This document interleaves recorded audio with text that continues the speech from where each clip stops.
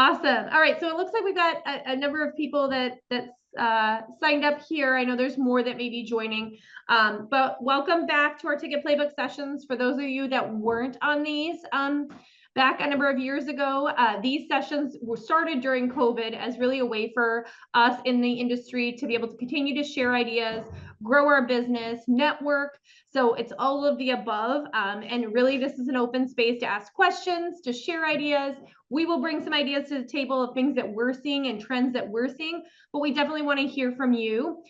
These will start to become ongoing sessions, probably right now, I would say every other month, but hopefully grow them back to monthly sessions that we will have. You do not have to be associated with Spinzo. You don't have to be a Spinzo client to be a part of this. We want teams and venues from all over to be able to share good ideas.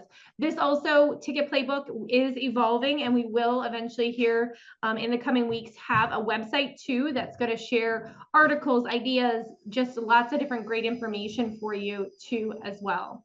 I probably should introduce myself before I go any further. I'm Denise Sickenetter. I head up sales and services Spinzo. I'll let the other two Spinzo team members introduce themselves here too, and then we'll dive. Hey everyone, I'm Emmanuel Almagian. I'm the CEO of Spinzo. And as Denise said, welcome. We'd like to restart these sessions. And really, we started them during COVID, and we noticed a lot of people got a lot better at ticket sales. There were reps on there, directors, VPs, and people grew a lot from Ticket Playbook. Some people said it's the best thing that happened during COVID for the industry. So we wanted to refoster that feeling. So happy you all could join. What's up, everyone? I'm Kyra Pritchard. I am the newest addition to the Spinzo team. I've been with Spinzo since May, and I am the Director of Sales and Marketing. Perfect. All right, so let's dive in. So we pulled a couple of the different trends and new things that we're seeing, or different things that we're seeing for this year. I would say this is probably in the past like 90 to 120 days of the different things that we're really seeing drive volume on the platform. So I'll throw out a couple ideas. I know Kyra and Emmanuel have a couple of their own too, but feel free to chime in and jump in with anything that you're seeing, or if you guys are doing any of these things, I'd love to hear what's working for you too. So one of the things that's working, and this idea is not a new idea, but we're just seeing it a lot more, is fee-free. So we've found, and we've had a couple of clients that have commented that more so than any other discount, when they go out with a fee-free offer, their buyers are responding. They really like it. I know there's some teams that just always are fee-free, but for a lot of the teams that are not, when they go out with a fee-free offer, they're really seeing that drive the volume. That can be on just general ticket offers. We've also seen it on some of our theme nights. Hey, we have a window, and this window for the next 10 days is going to be fee-free, or the next 48 hours is going to be fee-free. So is anyone else, are you guys dabbling in those ideas, doing fee-free offers? Have they worked for you? Go ahead, Liz. Hey, sorry, trying to get my camera queued up. So we have not done it through Spinzo, but we've done it through the Ticketmaster host. And in fact, it's been our Black Friday through Cyber Monday offer for, maybe nearly 5 seasons now. Wow. So pre-COVID. And yes, we see really solid response to just advertising, no fees on, and we end up doing games after the new year, so we don't kind of lose ticket revenue on ones that were already going to be purchased in the short term. We try to use this to create, kind of inventory demand early on, and I can definitely back that up. The fee free is something people really respond to. Yeah, it's amazing to me, and I think it's just we all have this horrible I don't know if it's PTSD or just trauma response to fees. I know for me, if something says that it's, free shipping after a certain dollar amount, I spend that dollar amount just to not pay for the shipping, even though I'm spending more money. But it's just this mind game that I play with myself. So good to hear that that's working for you guys in Charlotte too. Anyone else have any comments about fee free, or have they tried it, or are you going to try it now? You hear this idea? I was just going to add commentary on that, Denise. It has to be genuine, right? Like if you add the fees and then you have a price that's like $71.62, no fees, well, it's obvious that has some kind of fee or tax in it, right? Yeah. So even if that requires an adjustment, or I would recommend having it as a whole number, right? So just make that $67, and so we're seeing a lot of our clients do that on the platform, and to big success. And it's important when you do it Of course, there's your own marketing that says this is no fees, and then you click onto it. But it's important that the landing page and all throughout the flow identify that this is a no fee offer, because otherwise people will share the end link. And if the end link is not making that obvious, you're going to have a lower conversion rate on that. So I think that's why we're seeing a lot of people do that on our platform. And again, they thought they would only do it for Black Friday and Cyber Monday, but we're seeing it kind of surprise Intermittently. here and Yeah. there. Yeah. Definitely. So on the flip side of that, one of the other trends we're starting to see is upgrades and like fan experience sales. So instead of saying, okay, let's discount, let's add something on and bring the added value to the client. So we've seen the Sacramento Kings actually do fan experience sales holistically through us. They're selling them to just general individual game buyers. Last season, they sold 6 figures plus in just fan experiences. And this was like outside of ticket revenue. So granted, you always, I mean, I think the standard is let's sell them as a part of group experiences, which is fantastic. But opening it up to other buyers in the Instagram society that we live in, people want those really cool experiences. So they'll pay $25, they'll pay $50 to be on the court for a post-game free throw or to take a picture on the court. Like they want those.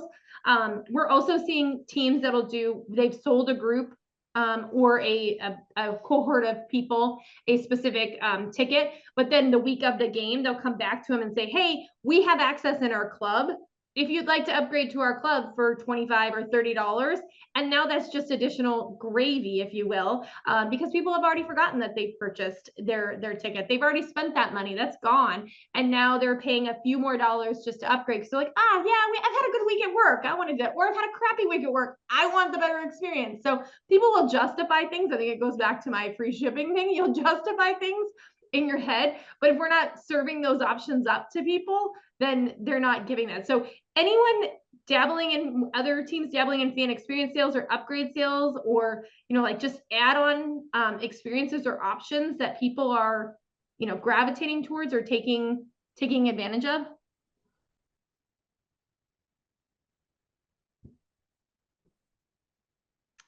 No? I'll jump in again. We are not, but I definitely want to follow up later on functionally how we could make that happen, because I really like this idea. Yeah, you got it. We can definitely talk through that. So some of it they're selling through Arctic. Some teams don't want it to touch Arctic, so that just depends on how that works. But some of the club upgrade options, they can sell a GA event, and then that way you can scan the event into the club, especially for your, it depends on what you're selling and where you need that check and balance, Liz. So okay, yeah, let's definitely chat about it. We'll chat about that later. Yeah. Other questions about those types of upgrades? But I'm telling you, there's money on the table for those, because the people that are buying your tickets.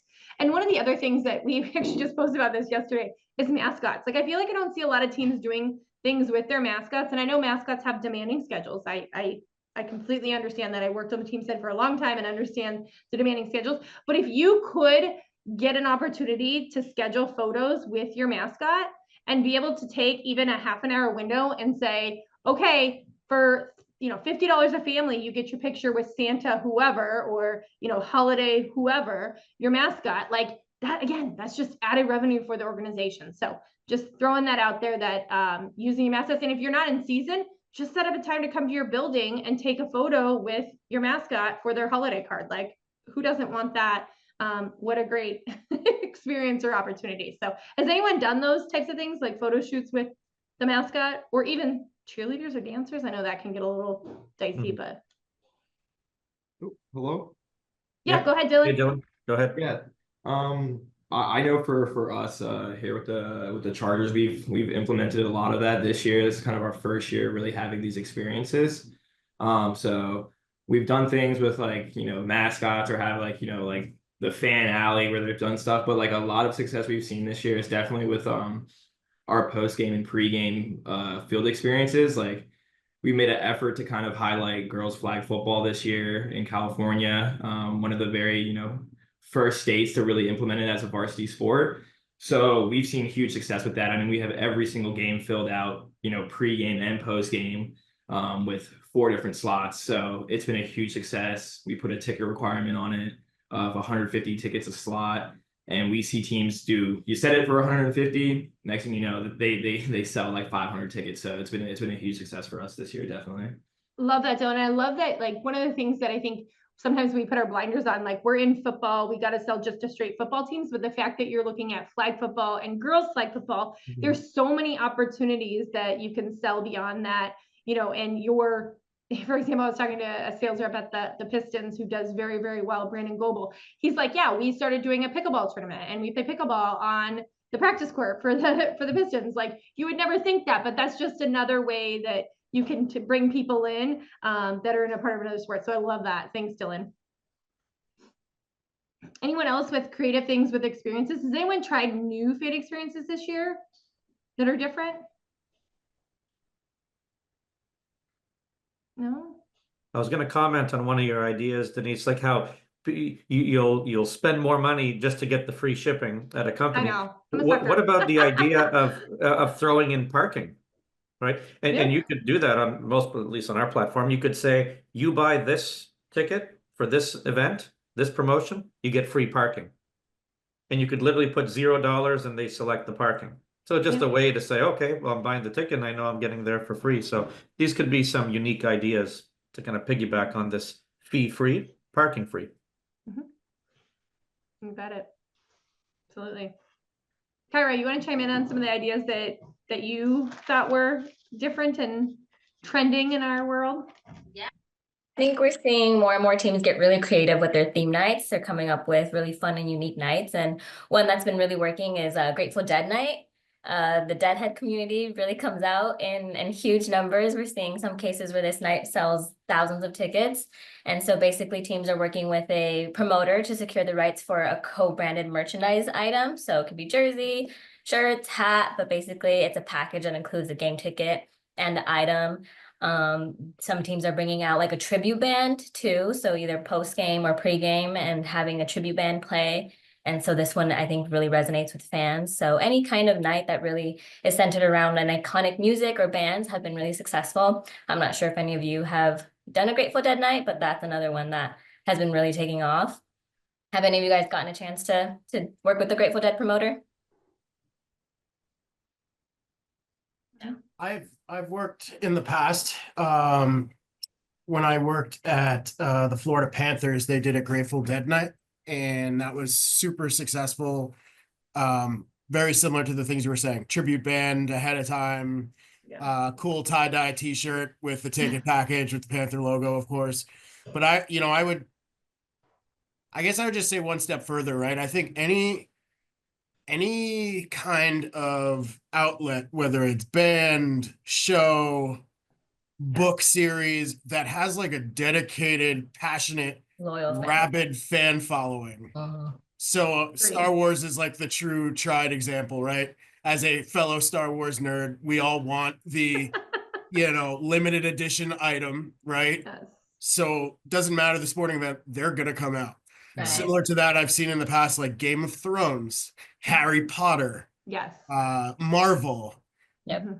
The Grateful Dead is a perfect example of that because the fans are just so diehard. So I think any of those along those lines, it's so turnkey.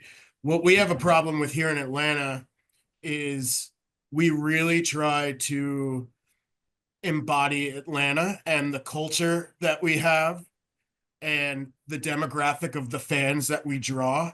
And unfortunately, something like Grateful Dead, I just don't think there's a cross-pollination there. Yeah. But then the other side of me is like, well, let's expose our brand to a whole new demographic of people that have never experienced it before. So 6 of one, half dozen of the other. That's true. Absolutely. Some things work better in certain markets than others, but also to your point, really niche audiences. Like we've seen like Bob Ross night be super successful, where you wouldn't have thought Bob Ross would, have such a dedicated fan base, or like Hello Kitty night where they're doing like Hello Kitty branded merch as well. So you can do really wide scope theme nights and then really niche audiences as well. But to your point, it has to work in your market.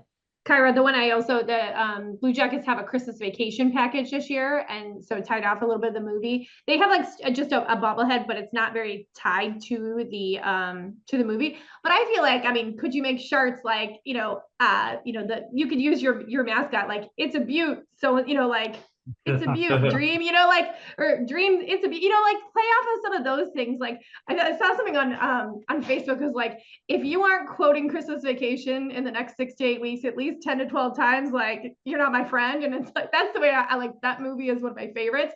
So like thinking of those types of things to your point, Kyra, like how do you take those things that are really cool? Like, I don't know if anyone did anything off of Beetlejuice, but you know, like that's another one. Like you can just find these little fun things that people get really excited about and then put them into some sort of package and create that unique experience or unique item for them.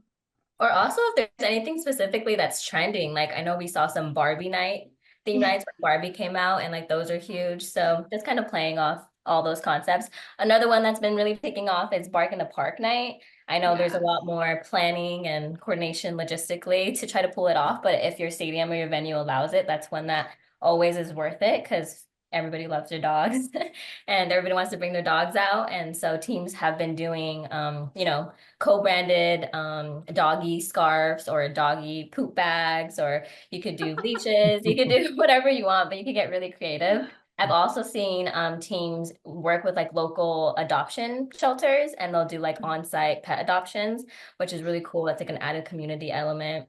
So you can get really creative with the Bark in the Park nights. No one's tried a cat night. Why not? I'm just kidding. Cats would be roaming free everywhere. You can't. Speak of the local trends, and Taylor would know this from the Cyclones. We had done a Fiona the Hippo offer, and this was very popular at the Cincinnati Zoo. And you guys did a bobblehead, right? And this, if you actually search for this bobblehead, which was part of a promotion that we had run, it's being sold on eBay for more than the actual ticket price at this point.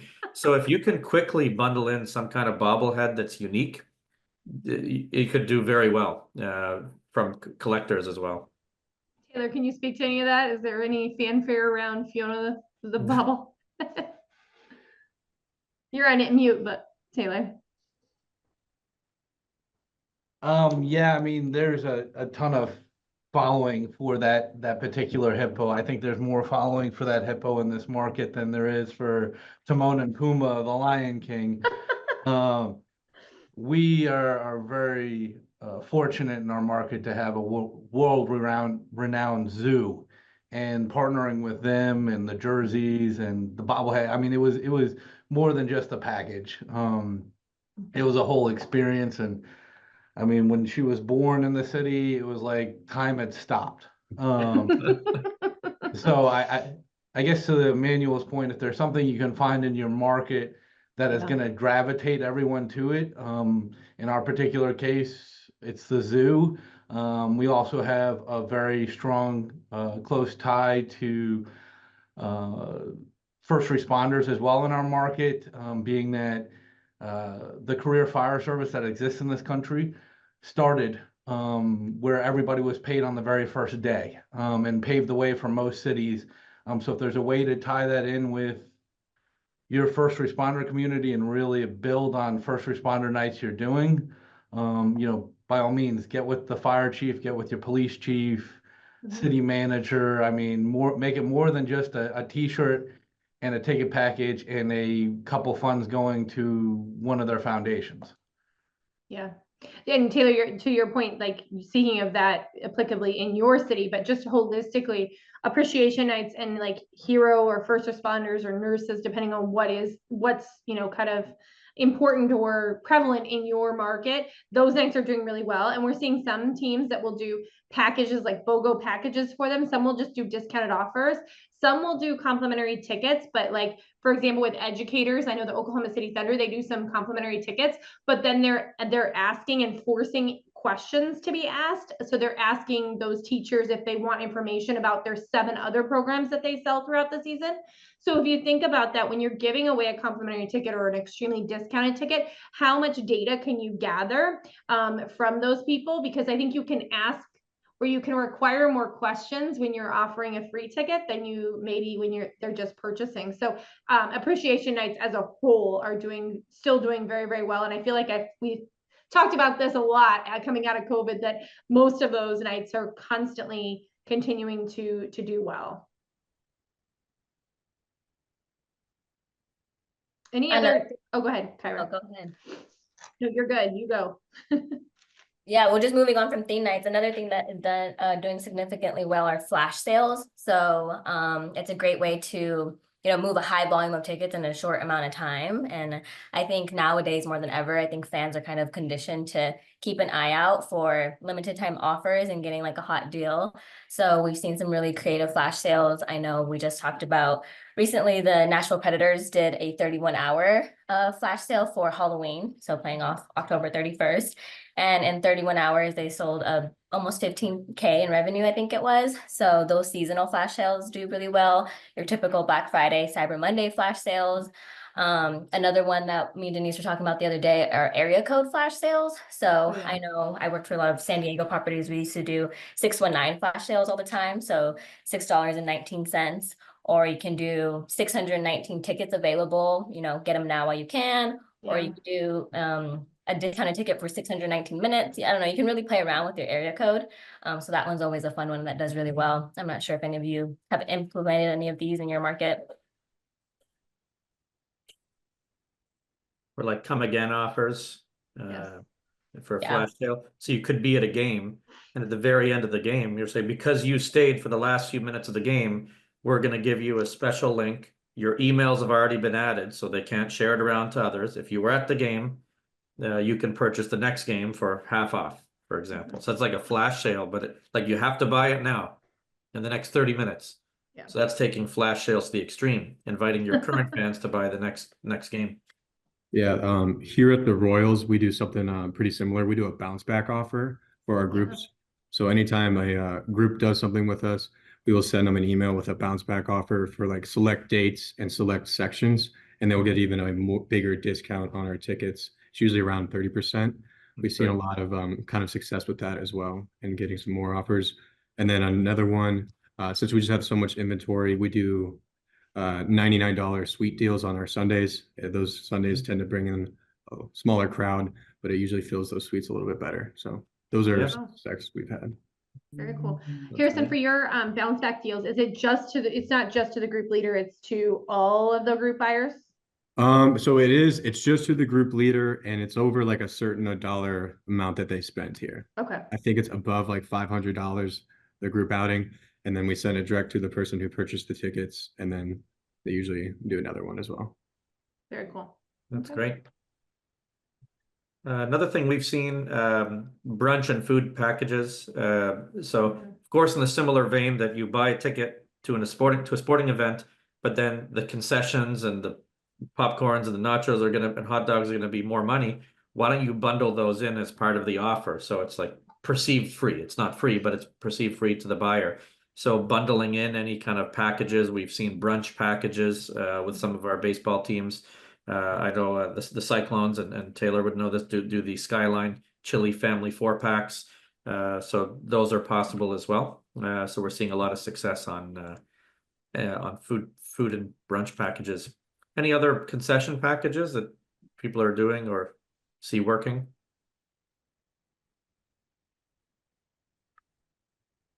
No. All right, another thing, this is more of a different tack, less targeted to the audience, but more internally.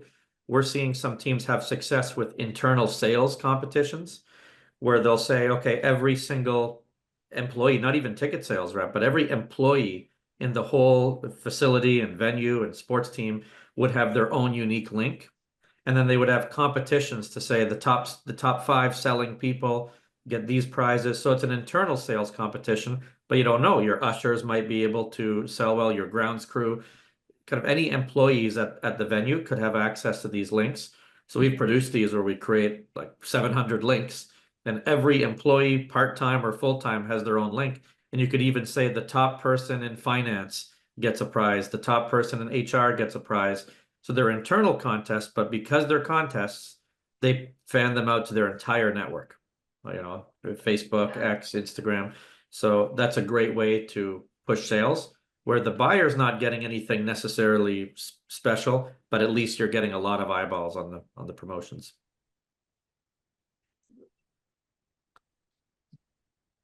There's a question here from Atif. Are day-night giveaways still effective? You want to speak to that, Atif? What do you mean? Just curious, if, like a lot of teams do game day night giveaways, like a Mhm. t-shirt giveaway and Yep. stuff like that. Is that still effective to to get people to come out to more games? That's a great question. Yeah. Liz, what do you think? Yeah, I'll say if you're doing it on an individual game basis and not tied to a particular ticket, it's going to be very hard to track your lift because there's a multitude of factors. We've found that like it rained one day or it was a different time of year, a slightly better opponent, a player trade happened, like all those things. But if you can tie it to your actual ticket, I think you'll find out if there's a lift a little easier. And then it just becomes like your added value, right? But it's hard to track a lift. Yeah.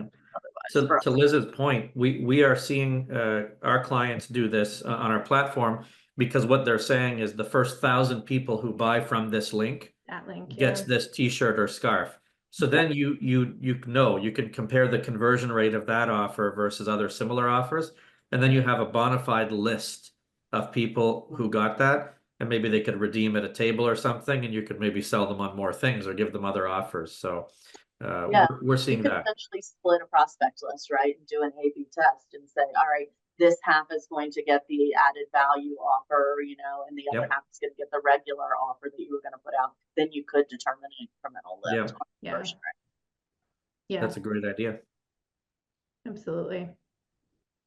I feel like if you're just doing a traditional, hey, the first 1,000 people in the building or 5,000 people in the building get something, you're not necessarily, knowing exactly. Mhm. Yeah. Because sometimes those are launched later. People have already bought tickets. I know, Yeah. like I've seen some teams that will put out halftime concerts or those things. And they may see some more people buy tickets, but is it just because of that? Or is it because, now everyone's going, it's the place to be, there's lots of different factors. No, I will say, well, it's hard to track whether the ticket purchase was incented by that. You do have other KPIs once you get somebody to your facility, right? Yeah. Like, so our giveaways make people line up early, like way Yeah. before doors. So they're coming in, they've got to eat more, they've got to drink more, they're probably going to buy more t-shirts. So we do definitely see a lift in our other KPIs, like our per caps on nights that we do a giveaway. Yeah, for sure. Great question. Are there other theme nights or groups that you've been working with that are new or different, or something that's been more successful as of late versus previous? That anyone wants to share? Denise, Yeah, I can Yeah, chime go in and ahead. add one. This one's a few months late, but taking the idea behind like yoga in the outfield that I know we've Yeah. all seen, whether it be in baseball or we take it to an indoor sport even. But shifting that and making it more of a CrossFit initiative. That was something within my time at NASCAR we were able to build out to where we were able to engage with different CrossFit gyms across the region. Mhm. And essentially they come in and champion everything for us. So they're setting up a workout, they're setting up everything to do. With NASCAR, obviously you have a big circle that cars drive around. So we naturally have a track that people can run a mile on. So found that Yeah. to be successful because we were attracting a lot of people that otherwise were not coming out to a race or coming to one of our events and bringing in their community. It seems like we're in a time frame now where people are kind of transitioning their fitness goals from being more low key, going to a gym by myself or doing yoga or doing these extracurriculars, doing things more formatted within like a CrossFit gym. So within that targeted, not only the CrossFit gym to champion everything, but the F45s, the Orange Theories of the world, and able to get a lot of those people out for like a community workout. It'd be an hour-long workout. And then along with that, have an opportunity to be able to tailgate before our races and have a ticket into the race too. So saw good success with those. Yeah, Awesome. that's a great Nick, I idea. have a question for you on Yeah. that. Yeah. Speaking.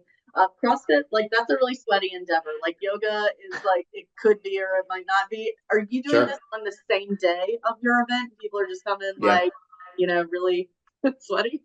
Yeah, for sure. So a couple things to it. So with it being NASCAR for 1 year outdoors the whole time, and Yeah. typically we were doing it during summer races, so people are going to sweat anyway at the race. Okay, fair. But we did have the access then to campgrounds and areas that had showers. Mhm. So these people that bought that ticket package did have access to use those showers. or we do the workout at like 6 a.m. and the race might be 3 p.m. So with these people all being Gotcha. local, it gave them an opportunity to come into the gates early, get their sweat, go home, shower, and then come back and still have plenty of time. So no, that's a great Yeah. question. Cool, thanks. Yeah, so yeah, it's a great question. I mean, I think you could do it too on a different day potentially. Yeah. Because if you had like a Sunday game, or to Nick's point, maybe a Saturday, you could maybe before shoot arounds get in there. I don't know. Yeah. Or like, we've all seen too, like the 5Ks that our teams will host. Yeah. There'll be a 5K on a Saturday and it gets you a game ticket for 3 weeks from then. Yeah. Kind of that same idea behind it could work too. Yeah. I like it. Thanks, Nick. That's a great idea. Sure. And I like that you talk about that. Like, it's not, you're getting CrossFit, but you're also getting like the Orange Series of the world, the F45. I mean, because there's all those different chains and everyone is associated with something, and then being able to get into those is awesome. For sure. Other ideas out there, or things that you guys have tried, or questions that you have for the group? Like, hey, has anyone tried this? Or I'm looking at doing this. This is the forum to be able to get those ideas and answer questions. Denise, I don't know if you want to talk about Nudge a little bit. I know that's a newer one that we stumbled across that might work in different markets. Yeah.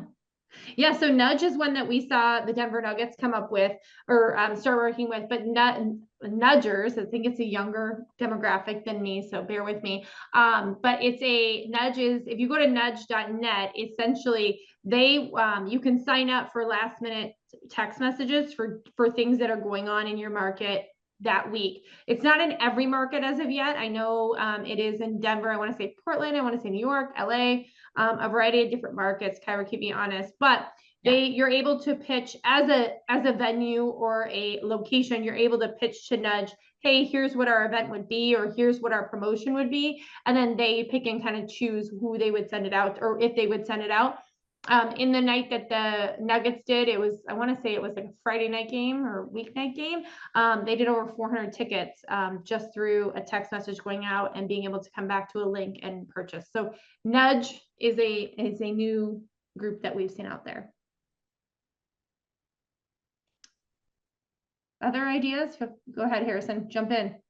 Yeah, just a question about Nudge. Is that more like a community aspect app, or is it just kind of sports in Denver, or is it just what's going around like the city? It's community. It's like all stuff going around the city. So from what I've seen, they've highlight restaurants, they highlight festivals, they highlight sporting events. I mean, they do all sorts of things. I don't know if Kansas City, but you definitely could look. It's kind of like Meetup. Yeah, right? if you're looking Yeah.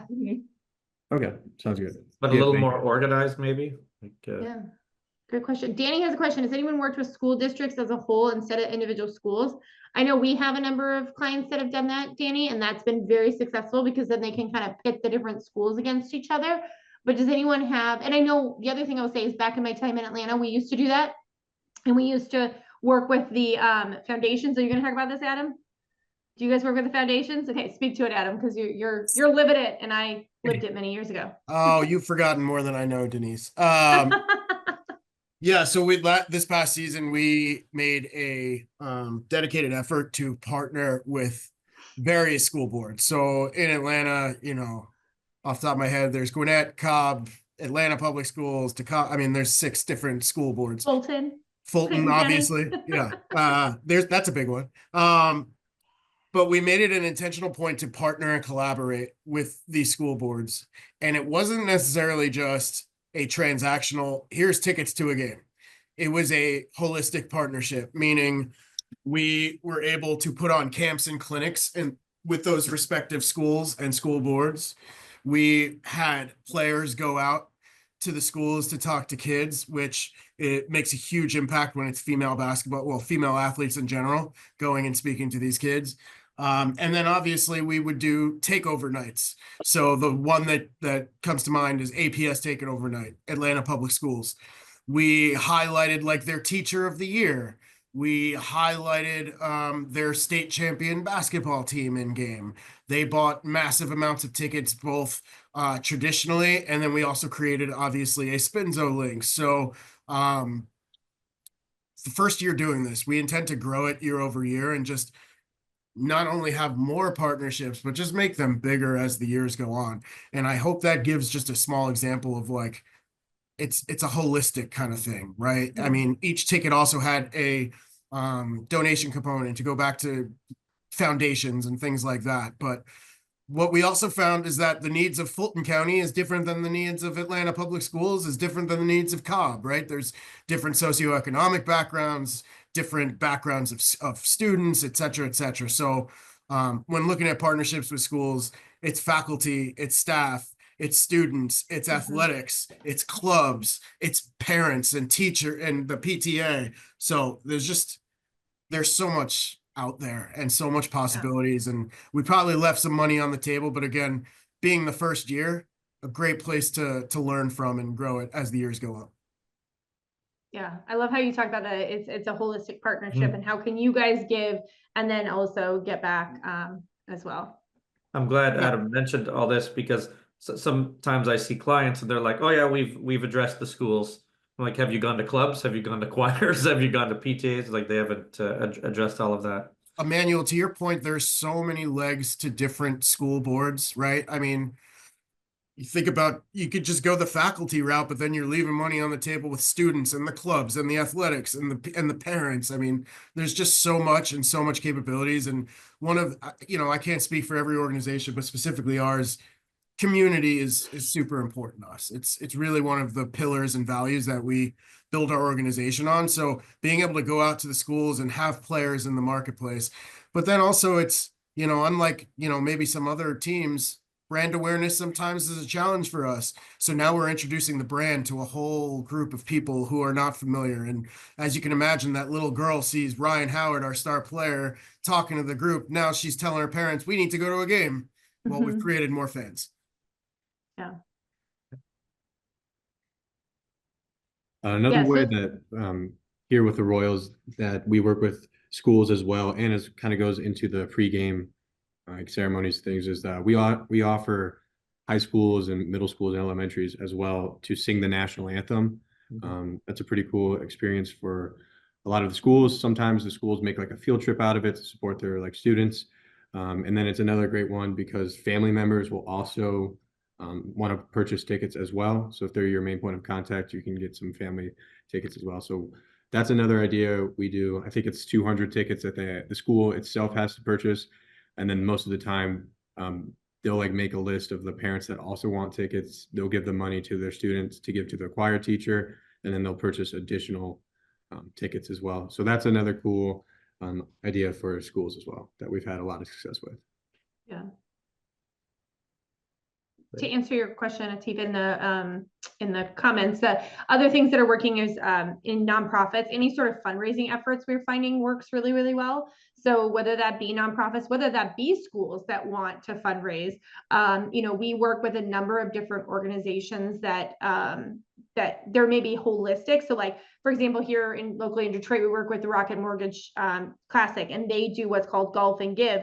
So they have a list of, I think their list was 75 or 80 charities long, but they ended up having a question where you could choose where you wanted your money to go to. So then they could pick, hey, I want my money to go to this charity. Well, we cut 68 different checks to different charities that earn money. So even if you're working, Danny, to the point of working with a school district, you could work with a school district and give them an opportunity that, hey, every buyer that comes through, guess what? If you give me a list of where funds could potentially go, they can choose where they want their funds to go. Do they want it to go to the PTA? Do they want it to go to the athletics department? Do they want it to go to the theater group or what? I'm like, there's just so many ways that you can slice and dice. But I would say fundraising is another one when you talk about what's working and who's really, answering. People want something more than just the ticket. So if they're giving back, we definitely have found that that's a win. Anyone else, when you're cold calling right now, or you're making calls, your team, are there specific categories or industries that are responding better than others?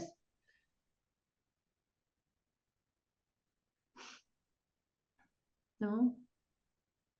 I will say I did talk when I'm talking to Brandon Goebel, who works with the Pistons and sells $1 million+ a year. He goes to LinkedIn and he searches for employee outing and does that. He also works with he has a a subscription to Rocket Reach. So Rocket Reach allows him to find the data and find the person's exact email, and the deliverability is very, very high.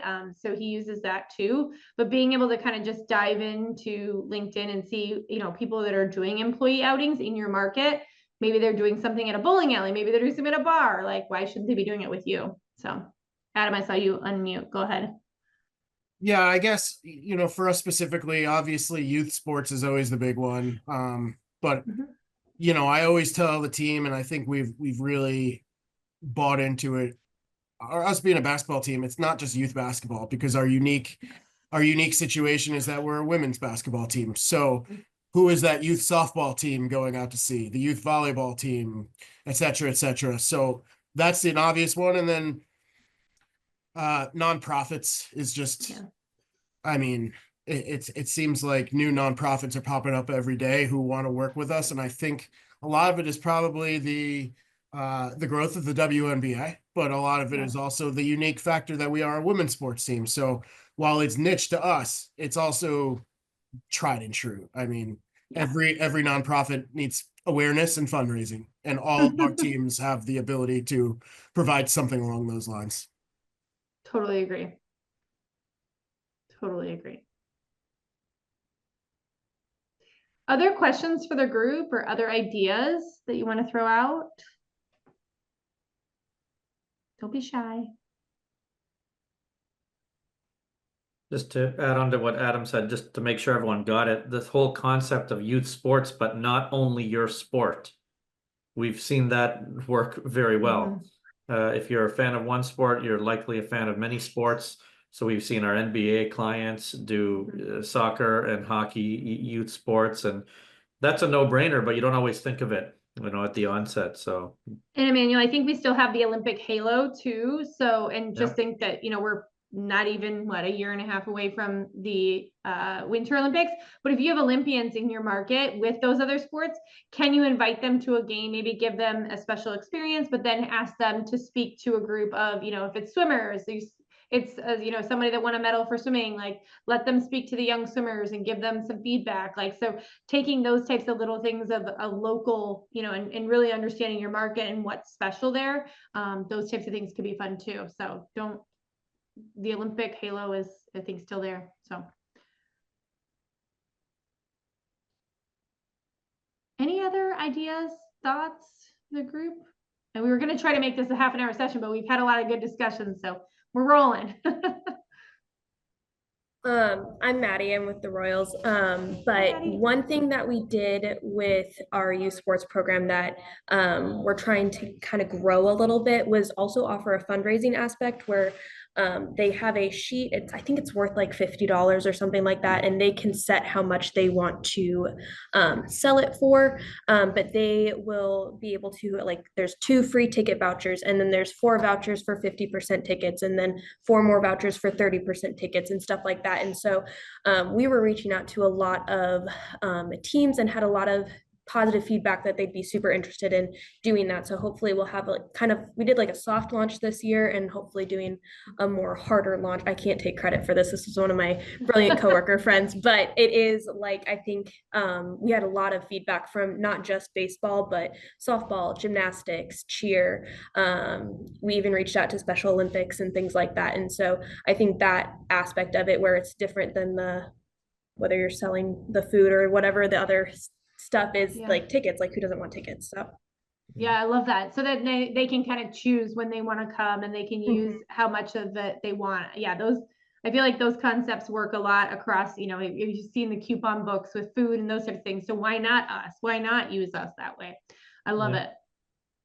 Yeah. And you could even, that's a great idea. If you go a step further, you could even offer them, okay, give us a paragraph or 2. We could put that on the promotion page. And a logo or icon. We do that for a lot of our clients. They'll have like nonprofit nights, and they'll have 100 or 200 different charities, each with their own link. Takes just a couple seconds, well, about 5-10 seconds to make each one. Upload the logo, the custom info for each, and that's a great way to make them feel like they're also pushing their message. And you could have a fundraising tally. It might compel them more to fill out that form and opt in. Absolutely. Yeah, Danny, that's a great idea, being able to create some different benchmarks. I think it's important for, you know, our groups to have goals. And so when we put fan experiences out there, we usually put a benchmark, but like it's just any group in general that we're working with. What do we do to put benchmarks out there for them? So I think that's a great idea of having the different benchmarks and being able to track them to those. We also see, like, if you use like a live leaderboard, so there's we have technology to be able to allow them to opt into specific groups and say, okay, I am with the U11 team, or I'm with the U13 team. We see when we put teams or groups against each other, that works very well because no one wants to be last. You know, the competition just isn't on the field, the ice, or the floor. It does happen within our groups, and if we can put something out there, even just bragging rights. I was talking to actually, Joe, if Joe's still on you, Joe Rimmer, and I were talking earlier this week about, you know, doing, like, he's in Phoenix with the Valley Suns, the G League team. So doing a Arizona State University night, which is fantastic, but why not do an Arizona State versus the U of A? And hey, the winning organization or winning university is going to get their fight song played at halftime. Like, so easy. Like, you know, I mean, that costs you guys nothing, but then, you know, naturally Sun Devils and Wildcats are very competitive, and as a proud Wildcat, you know, we would win, but you know, that's just the way, like, it is. So like, if you have those rivalries in your, you know, in your marketplace, like, how do you create those? Yeah, Adam, you know, UGA versus Georgia Tech night, create it. But hey, at halftime, guess what? We're going to play your fight song. Maybe you invite their mascot to come and join your mascot that night. Like, I mean, there's just so many fun little things like that again, don't cost very much money, but can be really fun and create some excitement. Go ahead, Adam. Yeah, in a previous role, I did something similar where we pitted the different Greek fraternities and sororities against each other like that. And whoever sold the most tickets is getting a beer and pizza party on behalf of the team, you know, something so similar, or something so silly and easy, but nobody wants to lose. No, Yeah. they don't. They don't want to lose.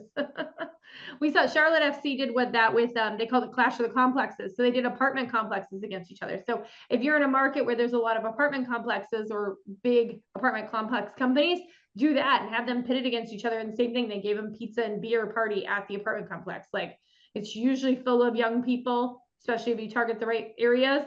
And who doesn't want a Friday night pizza and beer party, or Thursday night one, whatever you can do. So yeah, that's awesome. Competition works for sure. So, anything else for the good of the group? Hopefully you guys got an idea or something out there. Oh wait, with Greek life competitions, winning chapter could receive a donation. Yes, absolutely, a donation to philanthropy. Love that idea, Jackie. Yeah, for sure. You can combine that with, you could do a fundraising competition. So if you have a nonprofit night, like I said earlier, you could say the top nonprofit that sells the most will get additional funds from the foundation. Maybe your foundation could kick in an additional $500 or $1,000. So that might really compel them to get the word out more, because each foundation wants to be at the top of the list, or each charity wants to be at the top of the list. Yeah. Also, going back to schools, I've seen it where if we're working with a specific school, you pit each grade level against each other. And so like the top selling grade gets a pizza party and the mascot at the school. That one also does really well. Everybody's competitive. Competitions work. Yes, they are. Yes, they are. Well, awesome. Hopefully you guys got something out of this. You got an idea, something that you can take away. Feel free to network amongst each other as well. You will see from us here in the coming weeks more of these sessions. Like I said, we'll be continuing to roll these sessions out. We'll try to get one more maybe before the holidays. If not, we'll come back right after the first of the year. But if you have ideas or concepts that you want to push out there, oh man, we got Go Dodgers. Geez, so boy. I don't see any other hats here. Yeah, I know. I don't have any Yankee hats, so you know, we'll take it. We'll be Dodgers fans today. But if you have other ideas of concepts or thoughts that you want to get the larger group to discuss, please let us know, and invite your friends, your colleagues from other teams. We definitely want a variety of people that can bring new ideas to the table, because at the end of the day, rising tides rise us all, right? So we're all in this boat together, trying to sell and fill out our stadiums and venues. continues. And so we don't have to necessarily reinvent the wheel all the time. Let's just take what works and move it along to our own markets. So awesome. Right. All Thank right, you, guys, everyone. thank you so much. Great to see all of you. Great to meet some of you, and hope you have a great rest of your day, and happy Halloween. Yes, there will be a recording. Yes. Yes. Take Bye. care. Bye, everyone.